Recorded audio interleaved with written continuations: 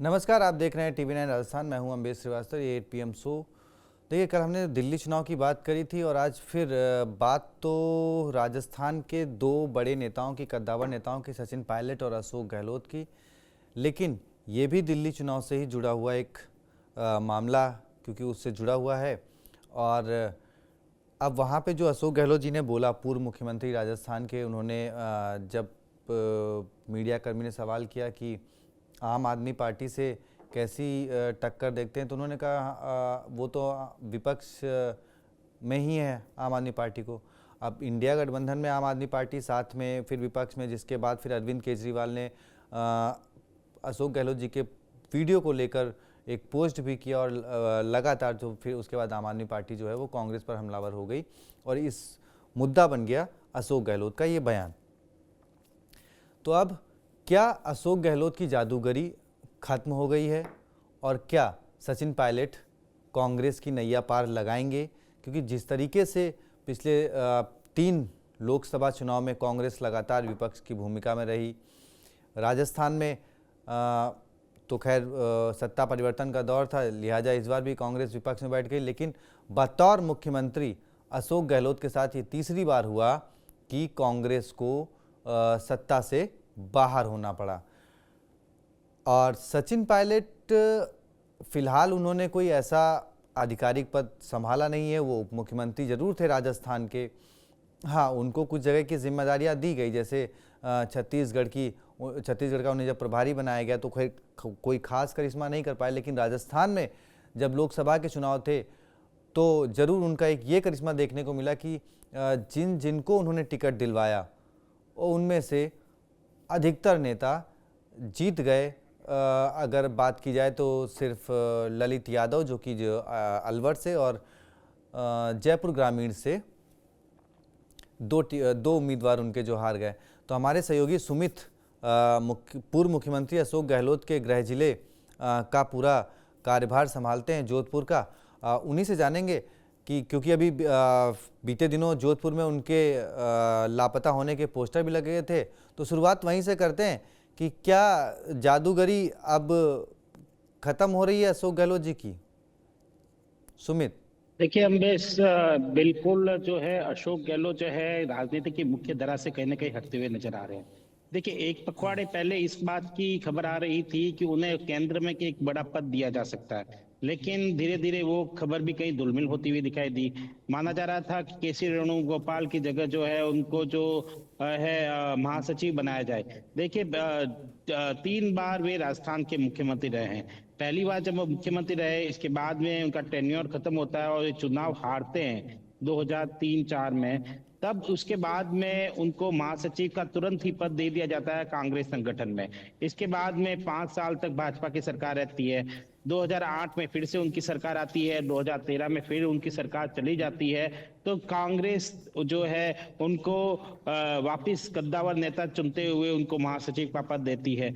लेकिन इस बार जब 2018 के विधानसभा चुनाव में जब वे मुख्यमंत्री बने और 2023 में उनकी सरकार चली गई, तो इसके बाद में अब 1 साल होने को आया, 1 साल से ऊपर ही हो गया है, लेकिन कोई बड़ा पद जो है संगठन में नहीं दिया गया। इसके बाद में जब राजस्थान के विधानसभा चुनाव हारने के बाद में जितने भी चुनाव आए, जैसे लोकसभा चुनाव हो, चाहे हरियाणा के विधानसभा चुनाव हो, चाहे जिस तरह से महाराष्ट्र में चुनाव हो, उनको ऑब्जर्वर की भूमिका जरूर दी गई, लेकिन कहीं ना कहीं जो है वो जो बड़ा पद है वो कहीं नहीं दिया गया। अगर हरियाणा में उन्हें सीनियर ऑब्जर्वर की नियुक्ति भी दी गई थी, लेकिन उनका जादू कहीं ना कहीं नहीं चल पाया। और हरियाणा में जहां पर सीधी जीत कांग्रेस की मानी जा रही थी, क्योंकि किसान आंदोलित थे, किसान वहां पर आंदोलन कर रहे थे और इसका सीधा फायदा जो है कांग्रेस को मिलता हुआ दिखाई दे रहा था।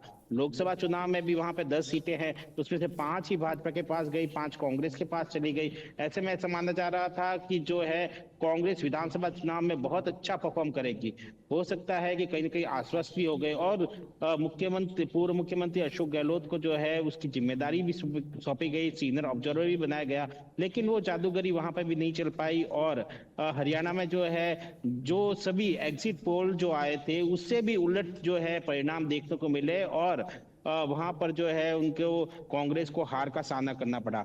ये सभी के लिए चौंकाने वाला रिजल्ट था। महाराष्ट्र के चुनाव देख लीजिए आप, वहां पे क्या स्थिति हुई। वहां पर भी जो है उन्हें कोई बड़ा पद नहीं दिया गया।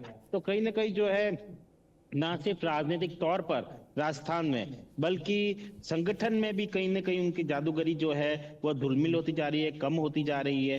हालांकि अब अशोक गहलोत इसके लिए क्या कुछ करे, ये देखने वाली बात होगी। जी अमरीश। नहीं, अब सुमित, अगर आप हम मतलब उनके गृह जिले जोधपुर पे ही आ जाएं, तो वो वहाँ से 5 बार सांसद रहे, 5 या 6वीं बार इस बार वो विधायक बने सरदारपुरा सीट से, है ना।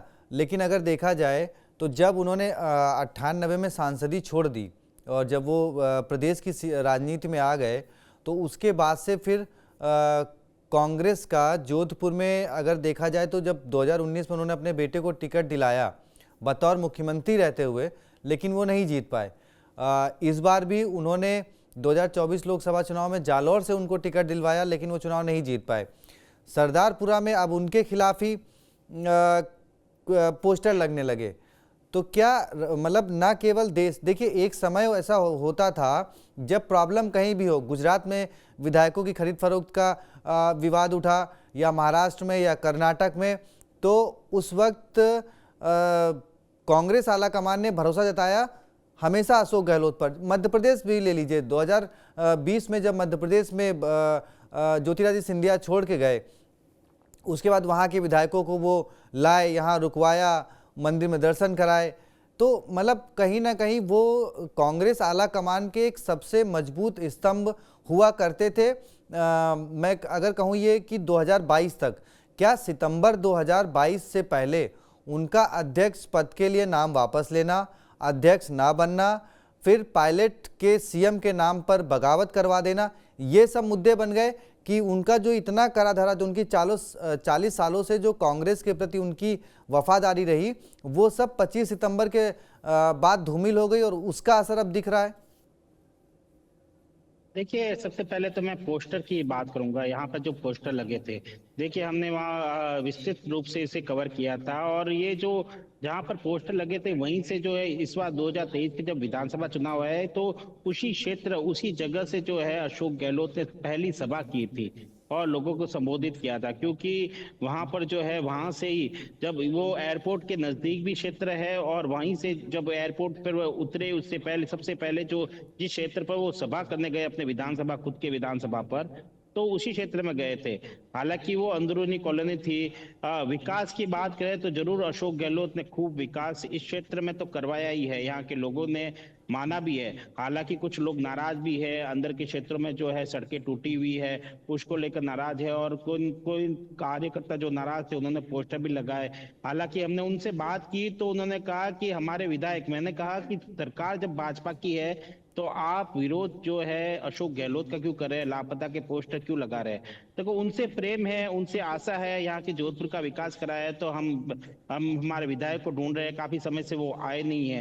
हालांकि स्वास्थ्य के कारणों को देखते हुए उन्होंने ये बात कही थी कि काफी दिनों से वे जयपुर में ही थे, इसके बाद में वे जोधपुर का दौरा कम ही करते हैं। लेकिन आप जो बात कह रहे हैं कि संगठन में, देखिए बिल्कुल पहले महासचिव का पद जो है नहीं मिलना, इसके बाद में संगठन, देखिए 2022 में जब राष्ट्रीय अध्यक्ष का जो उन्हें ऑफर दिया गया था, उसके बाद उन्होंने ऑफर को ठुकरा दिया, और 5 साल तक राजस्थान में जिस तरह से सरकार चली, सभी को जिस तरह से राजनीति गलियारों, सियासी गलियारों में हमेशा से चर्चा रही है कि 2018 में आला कमान सचिन पायलट को जो है मुख्यमंत्री के तौर पर नियुक्त करना चाहता था। लेकिन कहीं न कहीं है जो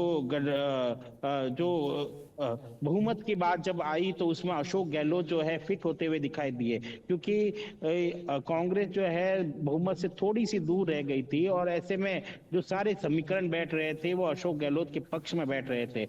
ऐसे में सचिन पायलट को उस समय संतोष करना पड़ा था, और 2 साल बाद में उनकी नाराजगी जग जाहिर हो गई, और दोनों की जो नाराजगी खुलकर सामने आई, वो बाड़ेबंदी भी सामने आई जब सचिन पायलट अलग चले गए और अशोक गहलोत ने अपने समर्थकों के साथ में जैसलमेर में डेरा डाल दिया था।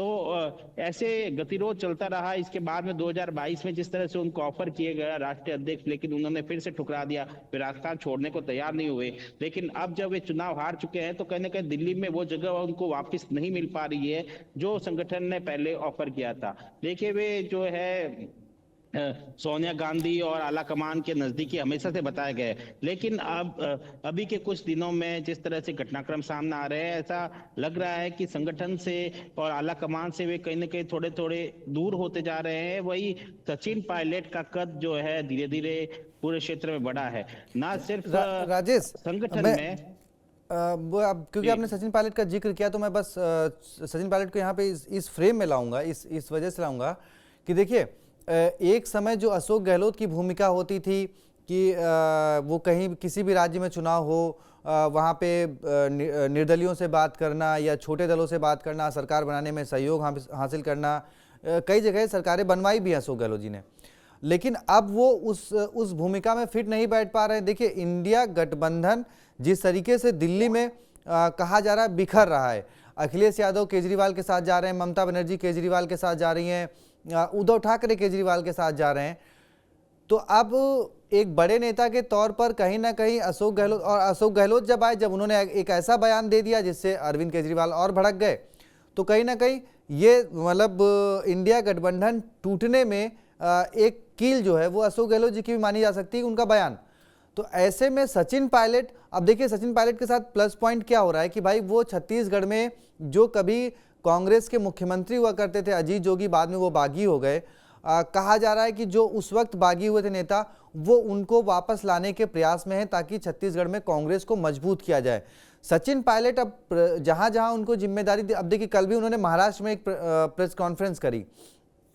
अब कांग्रेस, उनकी प्रेस कॉन्फ्रेंस तो वैसे नेशनल इश्यूज पे थी, लेकिन उन्होंने जाके कहां करी, महाराष्ट्र में।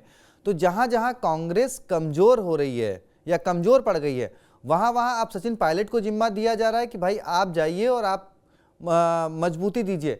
तो क्या आप वही सवाल कि भाई आप सचिन पायलट ही नैया पार लगाएंगे और उन्हीं के भरोसे कांग्रेस है?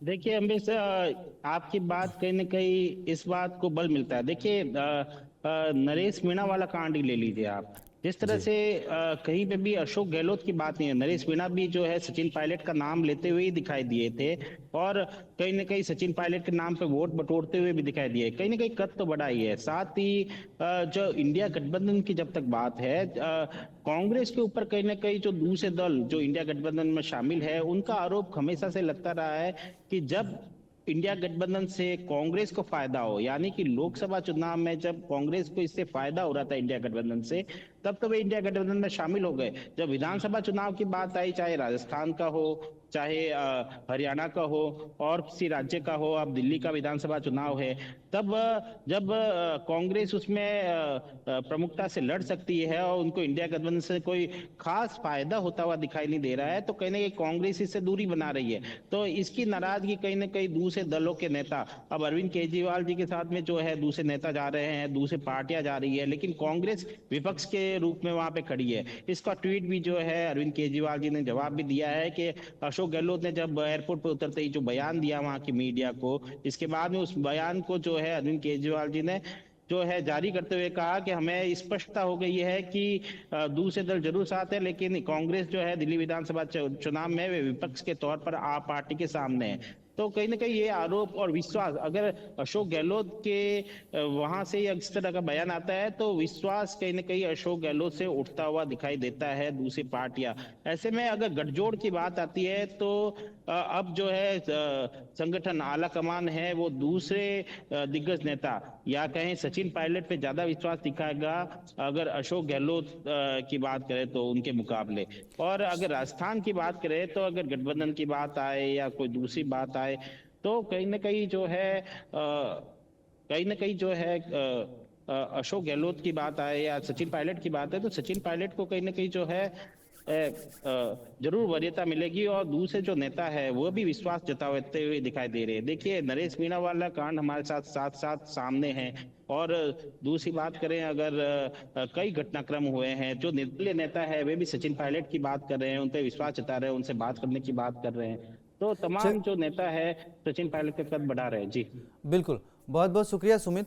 जानकारी देने के लिए कि भाई पूरा सियासी समीकरण क्या कुछ अशोक गहलोत जी के गृह जिले में भी उठ रहा है और वो कहीं ना कहीं दिल्ली तक भी मामला पहुंच रहा है कि वो एक अब जादूगरी जो है वो फीकी पड़ती दिखाई दे रही है। वैसे सचिन पायलट ने भी कहा था कि मुझे तो विश्वास सिर्फ नीली छतरी वाले के जादू पर है और मैं और धरती पर किसी जादू को नहीं मानता। अब बाकी क्या सचिन पायलट टूटते इंडिया गठबंधन को बचा पाएंगे, राजस्थान में कैसे कांग्रेस की मजबूती दे पाएंगे और राष्ट्रीय स्तर पर कांग्रेस को कैसे मजबूत कर पाएंगे, क्या कुछ उनकी प्लानिंग है और क्या कांग्रेस के मन में चल रहा है, ये देखना बहुत दिलचस्प होगा। वैसे आपको बता दें कि प्रियंका गांधी सचिन पायलट को बहुत खास मानती हैं और कहीं ना कहीं सचिन पायलट अगर आज कांग्रेस में वापस हैं तो इसकी एक बड़ी वजह प्रियंका गांधी है, क्योंकि आपको याद होगा 2020 में जब सचिन पायलट ने कुछ नाराज़गी जताते हुए मानेसर में डेरा डाला था तो उनको मनाने के लिए प्रियंका गांधी खुद पहुंची थी और उनको मनाकर वो किस तरह राजस्थान लाई, फिर उन्होंने राजस्थान में बैठक भी कराई। तो बहुत सारी कहानियाँ हैं। तो क्या अब प्रियंका गांधी और सचिन पायलट की जोड़ी मिलकर कांग्रेस को किस तरीके से मजबूती देती है, देखना बहुत दिलचस्प होगा। बने रहिए TV9 राजस्थान के साथ। सब्सक्राइब जरूर कर लीजिए। बहुत बहुत शुक्रिया, धन्यवाद।